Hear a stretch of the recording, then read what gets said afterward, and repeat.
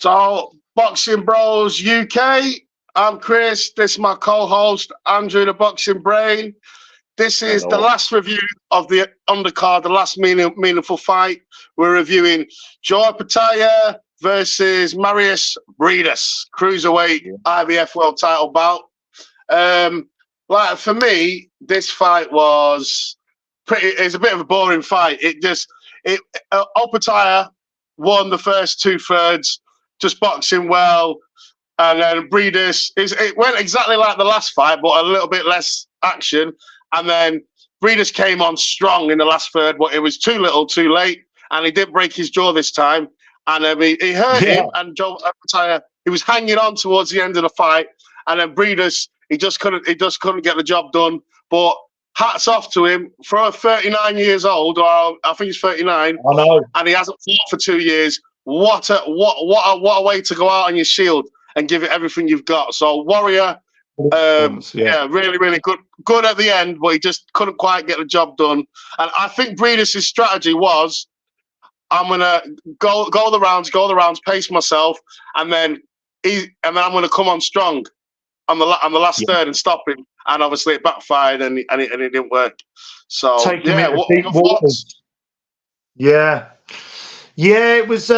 It sort of didn't catch fire, did it? I mean, Briedis, if he was sort of 10 years younger around Opetaia's age, it kind of makes you wonder, doesn't it? Kind of the outcome there. But I think, and this is from the words of Opetaia himself, when he said in the change room after, when he was being interviewed, that Briedis is one tough bastard, and he said that.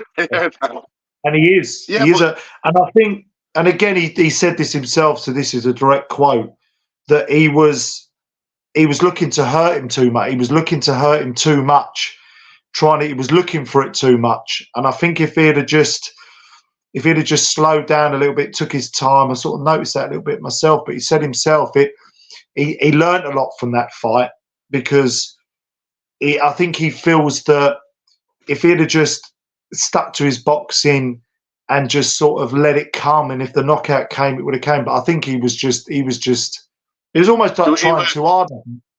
Yeah, he was loading up too much, missing a lot, and Joe Opetaia, to be fair, he was boxing beautiful, but it were boring. Yeah, like it was like he was moving around nice. He was tagging him fast double jabs, right hands.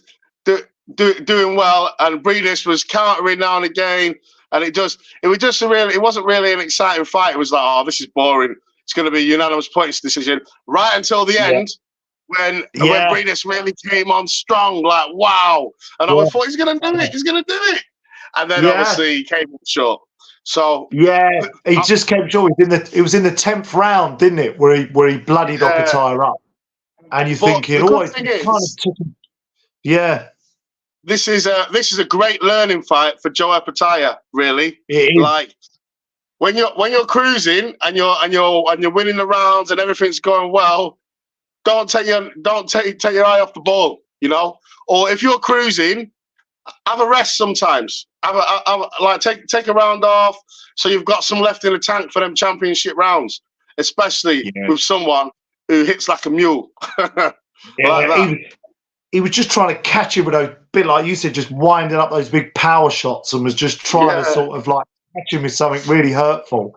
And I think if he'd have sort of but that's the difference, where someone like Usyk at cruiserweight and at heavyweight would kind of bide his time, would kind of just keep touching them, and then know when to step on the gas. Now I think that will probably come with experience. I think he'll look back. He'll watch that fight back. He'll kind of know where he went wrong. The talent's there, the power's there. Briedis is brilliant. I think he's too old. So I was going to say, so what's next for Joe Opetaia? What should he do? He's got to unify, but who with? Willem Smith and Bacoli tied up. Yeah. We was playing this in Riakporhe. It's Riakporhe, isn't it? Riakporhe and Willem Smith. Yeah, they're fighting. Riakporhe, Willem Smith. Yeah. And was it a Romanian or someone that we were on the preview? that we said he should fight if he wins this? We need to have Ramirez win it and someone else. Ramirez. Yeah, he should unify with Ramirez. He's got to unify. He had 2 easy touches. He fought two British up and comers who weren't ready. Knocked them out, starched them. He's won his title back because he got stripped. A good learning fight. Beat Briedis again, so he beat Briedis twice. No shame in that. Like that's really, really good. And in hard fights, and he's got to unify. He has to unify next.